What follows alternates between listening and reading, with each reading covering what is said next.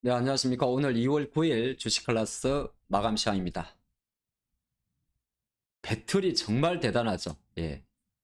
어, 정시가 사실 이제 로봇이 가고, 또 AI도 가고, 뭐 메타버스도 좀 움직였고. 근데 배터리는 사실 반신반의 많이 했었을 것 같아요. 근데 또 이번 주 접어들어서는 우리나라 정시를 지금 또 K 배터리가 이끈다 이렇게 볼 수 있고, 과연 또 그럼 넥스트 배터리가 가고 나면 또 어떤 종목들이 갈까 궁금할 수 있을 것 같고, 생각도 해볼 수 있을 것 같습니다. 물론 많이 상승하지 못한 종목도 있을 수는 있겠죠. 오늘 그 이야기하고 또 하나는 제가 꺾이지 않는 믿음이라고 적어봤는데, 이제 어떤 거냐면 주식을 하면서 가끔은 시세가 팍 지금 바로 반영이 안 될 수도 있어요. 근데 항상 우리가 주식을 어떤 이야기 하냐면 사고 나면 기다림이란 이야기를 하죠. 무조건 뭐 사놓고 기다린다고 오르는 건 아닙니다만 어떤 주가의 어떤 잔파동에 따라서 주식 투자를 하시면서 본인의 믿음이 계속 흔들릴 수가 있습니다.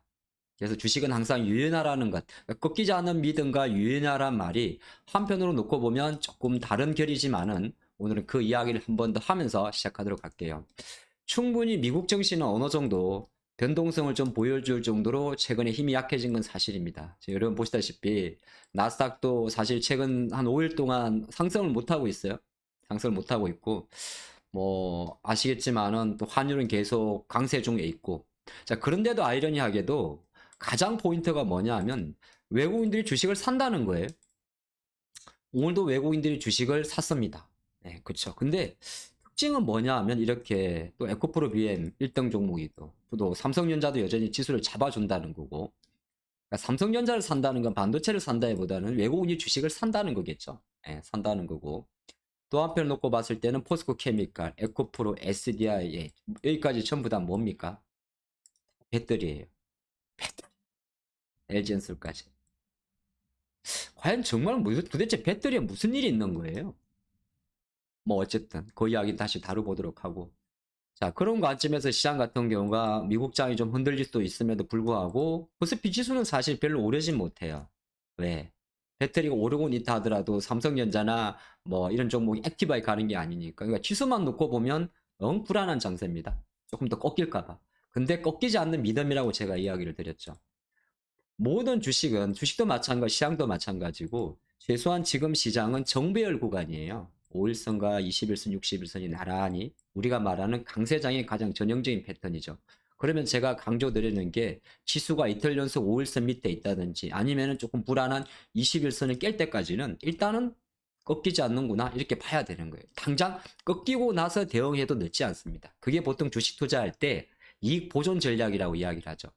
이익 보존 전략은 뭐냐 하면 이만큼 올라오면 주식을 팔아버리는 게 아니고 이만큼 올라갔다가 이만큼 내려오면 나는 고점을 찍고 5%가 내려가면 나는 고점을 찍고 10%가 내려가면 오른쪽 어깨에서 팔겠다. 그러니까 우리가 주식 투자를 하시면서 배운 대로 많이 생각을 안 하시잖아요. 바로 그 내용이에요. 그렇게 근데 코스닥 같은 경우는 다른 한편으로는 배터리 힘으로 연일 상승을 합니다. 그러다 보니까 이제 코스닥 레버리지 투자하시는 대표적인 게 233740 코스닥 레버리지 ETF죠. 이 친구가 거의 작년 9월 이후로 8,000원대까지 올라왔어요. 근데 이건 아시겠지만은 아무래도 시가총액 코스닥 배터리의 힘이겠죠. 그리 놓고 본다면 지금 여전히 뭐 이런저런 종목들, 이런저런 뭐 AI든 로봇이든 분명히 주춤합니다. 근데 제가 조금 느끼는 게 뭐냐 하면 우리가 시장에서 이런 이야기를 많이 해요. 이게 글자가 보면 주식에서 자금을 좀 줬다가 좋나 나쁘냐 이야기할 때 이렇게 고객 예탁금을 많이 봅니다. 예, 고객 예탁금이 최근에 놓고 보면 한 48조 원 정도가 되게 되는데, 물론 이 예탁금이란 거는 주식을 사지 않고 있는 대기 자금이다 볼 수 있습니다만 이 고객 예탁금이 다시 이렇게 증가한다는 거는 정시에 들어와 있는 자금 자체가 빠지지 않는다는 겁니다. 최근에 계속 작년부터 50조 수준에서 왔다 갔다 더 이상 빠지진 않아요. 자, 그러다 보니까 이제 고객 예탁금과 좀 관련 높은 종목들 대부분이 변동성이 큰 코스닥 종목들이 좀 많습니다. 어떻게 보게 되면 AI라든지 로봇이라든지 이런 게 들어왔던 상당히 큰 변동성의 재미를 본 자금들. 물론 AI나 로봇에 들어왔던 자금과 지금 이렇게 아주 공격적으로 들어올리는 뭐 예를 들어서 에코프로에 베팅하는 이 자금은 자금의 성격이 조금 다르겠죠.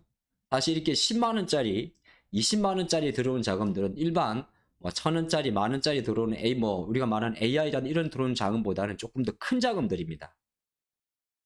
예를 들어서 뭐 CFD 계좌가 될 수도 있고, 그리고 이게 그 주체가 외국인이든 기관이든 그건 중요하지 않을 수도 있어요. 이게 공매도든 가장 중요한 거는 시장에 우리는 항상 여러 가지 보조 지표들이 있지 않습니까? 외국인이 주식을 샀네, 개인이 털렸네. 대부분은 어떻게 보조로 보셔야 됩니다. 그래야만 여러분이 지금 제가 생각할 때는 LG에너지 솔루션을 들고 갖고 있는 거예요. 정말 엄청 중요한 이야기죠. 막연하게 보호예수 물량이 풀린다는 이야기만으로 지레 예측을 하고 팔 필요는 안 돼. 주식은 그런 거예요. 항상 시장이 정답이다. 시세가 정답이다. 그 생각을 하고 하시면 좋을 것 같습니다. 자, 그래서 오늘 조금 두 번째 이야기, 꺾이지 않는 믿음. 자, 그럼 배터리 이야기를 했는데 뭐 많이 올라갔던 이야기들 굳이 여기가 우리가 마감 시장에서 한 번 더 이야기할 것 같지는 않고, 어쨌든 지금 대한민국 배터리 시장을 이끄는 거는 배터리 셀을 만든 LG에너지솔루션, 배터리 셀을 만드는 LG 삼성 SDI, 배터리 셀을 만드는 LG화학 아니죠.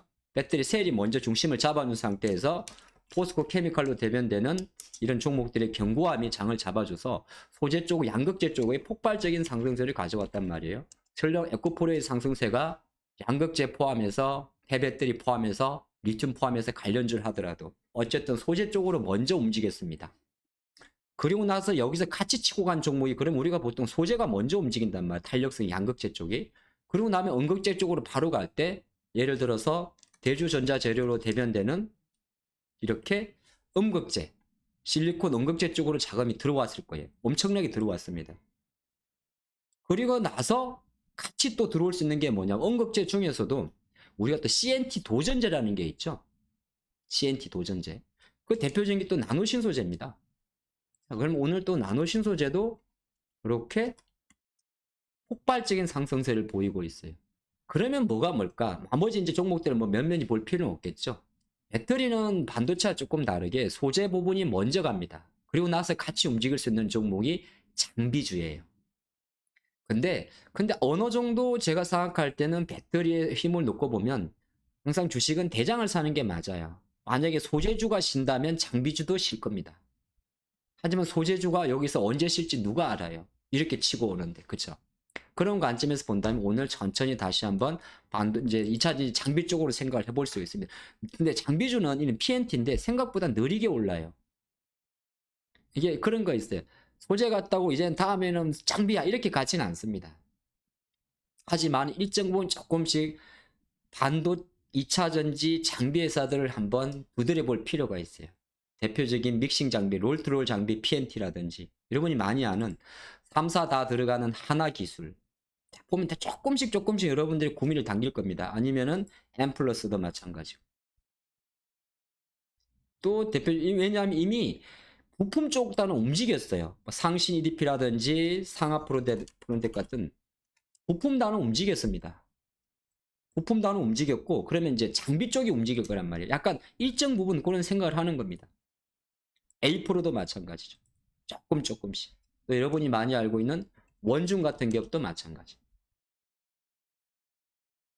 그래서 오늘 이야기는 뭐냐 하면은, 큰 그림에서는 어느 정도 여전히 배터리에, 예를 들어서 주가는 느리지만은 가장 대장주라 할 수 있는 LG에너지솔루션의 절대 주가가 견조하기 때문에 이런 거를 바탕으로 잡고, 이 종목의 변동성이 많이 오르고 덜 오르는 건 중요하지 않아요. 변동성입니다. 큰 변동성만 없다면, 지금 현재 수준으로는 굳이 미리 예측할 필요 없는 거잖아요. 자, 이런 친구들이 천천히 올라도 중소형주 강세 장세가 장의 특징이기 때문에 LG에너지솔루션의 주가가 견조한 걸 중심으로 삼은 상태에서 포스코케미칼의 주가가 어느 정도 폭등이 중요한 게 아니고 이렇게 안정적인 흐름을 보여준 상태에서 에코프로라든 이쪽으로 슈팅이 났습니다. 자, 그런 관점이라면 이 친구들의 급한 하락 슈팅이 나오기 전까지는 조금 전 살펴봤던 대로, 오늘은 이제 아까 봤던 대로 대주전자재료나 나노신소재 같은 음극재 또는 CNT 관련주 쪽에서 슈팅이 난단 말이에요. 그러면 작게나마 장비주를 보실 때는 어느 정도 너무 급한 욕심을 내면 안 됩니다. 내진 않지만은 충분히 2차전지 장비주 PNT라든지 앰플러스, 하나기술, 원준, A-프로, 기타 많은 기업들이 있죠. 그런 기업들을 약간씩 한번 체크해 보는 것도 소외받는 길에서 피할 수 있습니다. 메인은 소재지만 무슨 말 아시겠죠? 자, 오늘은 이렇게 마무리하도록 하겠습니다. 감사합니다.